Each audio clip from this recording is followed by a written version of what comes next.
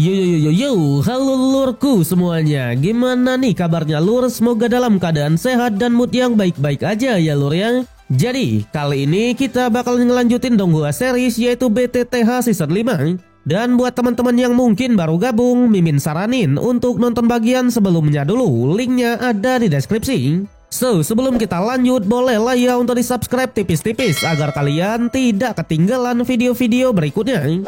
Oke, nggak usah berlama-lama lagi, siapkan kopi, luruskan kaki. Hormati gurumu, sayangi temanmu, cintai pacarmu, itulah tandanya kita masuk ke intro. Let's go!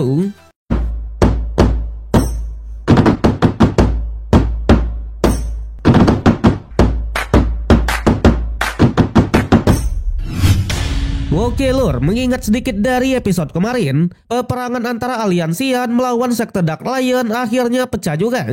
Tapi karena sekte tersebut didukung oleh Istana Jiwa, Aliansian pun mulai tersudut. Untungnya di saat kritis itulah The King is back Keke Xiaoyan. Barulah di awal episode 159, Xiaoyan yang sedang bersama dengan Xiao Xiao, tiba-tiba Xiao Xiao malah mengeluarkan piton kecilnya yang disebut sebagai Xiao Chai. Sontak Xiaoyan yang melihatnya langsung memberikan makanan favoritnya. Sementara Xiao Xiao sendiri, ia pun langsung menghampiri ibu tercinta yaitu Cailin. Saat itulah Xiaoyan pun dibuat kaget karena memang Xiao Xiao bisa berjalan di udara. Tapi sayang, belum sempat mengobrol lebih jauh, ketua sekte Dark Lion berhasil menyapu bersih semua pasukan Xiaoyan. Pada akhirnya Xiaoyan pun menyuruh Cailin untuk mundur terlebih dulu, sedangkan sisanya serahkan saja padanya. Terjadi pertarungan. Tapi sayang, pertarungan ini tidaklah seru sama sekali ya lur ya. Karena memang hanya dengan sedikit gerakan saja, Xiaoyan bisa menyiksa ketua tersebut. Bahkan tak butuh waktu yang lama, ketua sekte Dark Lion dibuat tidak berdaya. Barulah setelah itu Xiaoyan pun menyuruh Venerable ke-9 untuk keluar. Seketika aura ungu pun menyelimuti area sekitar. Venerable 9 bahkan masih meremehkan Xiaoyan. Katanya tanpa bantuan dari Pak De Yaolau, Xiaoyan bukanlah apa-apa. Tapi sayang, Xiaoyan yang sekarang bukanlah Xiaoyan yang dulu, ya kan? Sekarang sekelas Venerable 9 lah yang bukanlah apa-apa. Dalam sekejap, Xiaoyan bisa menghancurkan serangan musuh dan menghindarinya dengan begitu mudah.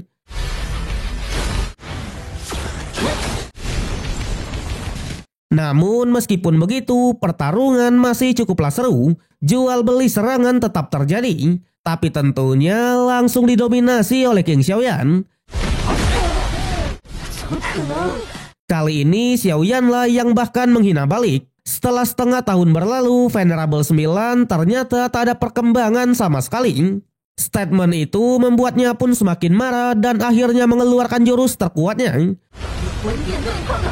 Dalam sekejap, Xiaoyan pun langsung terkurung. Venerable 9 bahkan berjanji pasti akan membawa Xiaoyan ke Istana Jiwa. Namun lagi-lagi, this is King Xiaoyan, ya kan? Dimana Xiaoyan akhirnya menunjukkan armor naganya untuk mengcounter serangan musuh. Tak hanya itu, Xiaoyan juga akhirnya menunjukkan rananya yang sebenarnya yang sudah mencapai Dozun di tingkat 8.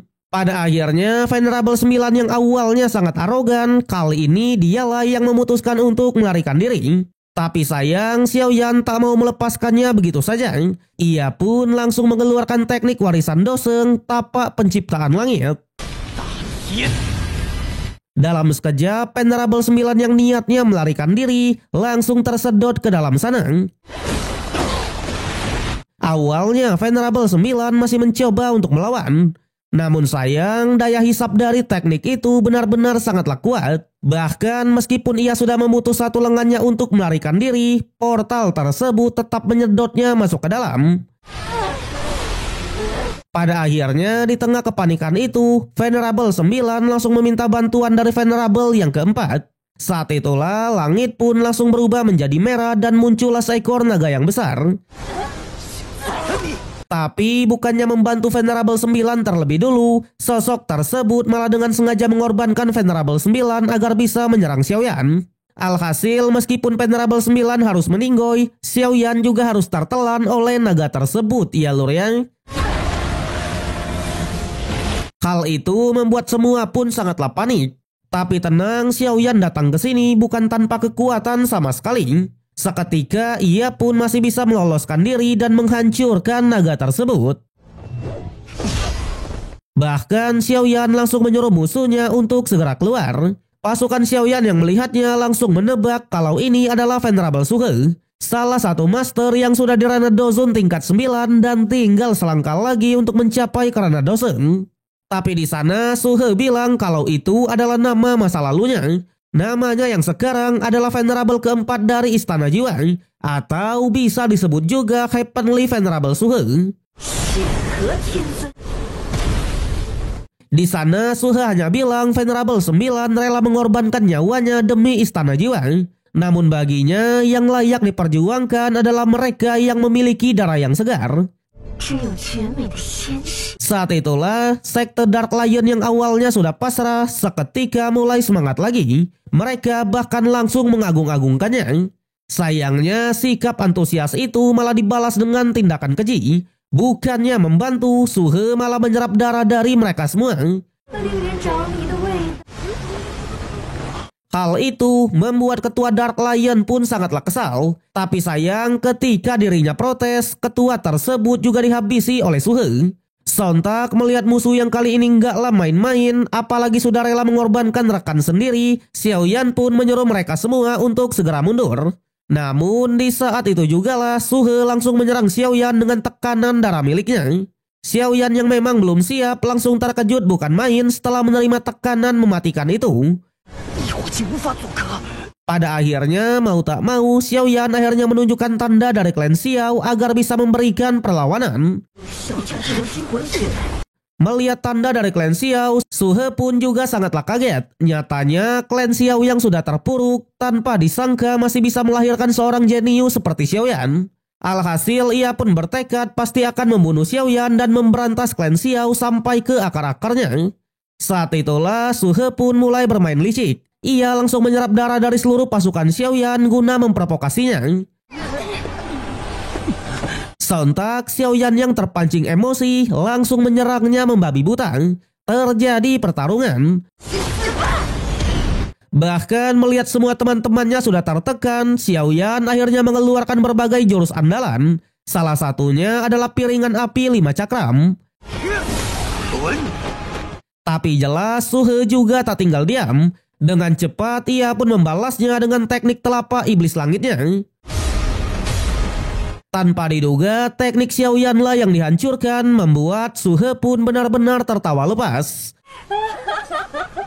Namun ternyata api 5 cakram hanyalah pengalihan saja ya lur ya. Seketika Xiaoyan juga mengeluarkan penggabungan 4 api surgawi. Kali ini Suhe yang tadinya sangatlah sombong seketika langsung terkena serangan telak, ya kan? Bahkan dengan luka yang sudah sangatlah parah, Suhe pun akhirnya mengeluarkan teknik pelarian darah. Meski begitu, Suhe berjanji kalau ia pasti akan membalaskan dendamnya ini. Dan dengan ini bisa dipastikan kalau peperangan dimenangkan oleh Aliansian. Hai Bodong yang melihatnya hanya mengatakan untungnya Xiaoyan datang tepat waktu. Jika tidak, aliansi mereka lah yang pasti sudah musnah. Sementara untuk Xiaoding, karena sisa anggota dari sekte Dark Lion masih ada, ia pun meminta saran Xiaoyan apa yang harus mereka lakukan. Sudah jelas Xiaoyan bilang jika mereka mau menyerah dengan tulus, Aliansian siap menerimanya. Namun jika mereka berani melawan, bunuh saja di tempat. Alhasil semua pun juga tak berani macam-macam dan siap tunduk kepada Aliansian. Kemudian tak lupa Xiaoyan juga berterima kasih kepada semua orang yang sudah melindungi aliansinya. Tapi jelas Hai Bodong hanya bilang kalau mereka juga adalah bagian dari Aliansian. Jadi memang sudah seharusnya untuk berjuang mati-matian. Pada akhirnya demi melindungi Aliansian dan keluarga Xiao, Xiaoyan pun juga bertekad untuk membantai habis Istana Jiwa sampai ke akar-akarnya ya lur ya. Tapi sayang episode yang kali ini harus berakhir sampai di sini. So, bagaimanakah kelanjutan dari Xiaoyan? Kalau kita lihat dari preview episode berikutnya, di sana Xiaoyan kembali turun tangan dalam mengatur aliansian. Mereka bahkan mengadakan sebuah perkumpulan entah untuk membahas apa. Namun, kita harus menunggu sampai minggu depan untuk mengetahui kelanjutannya.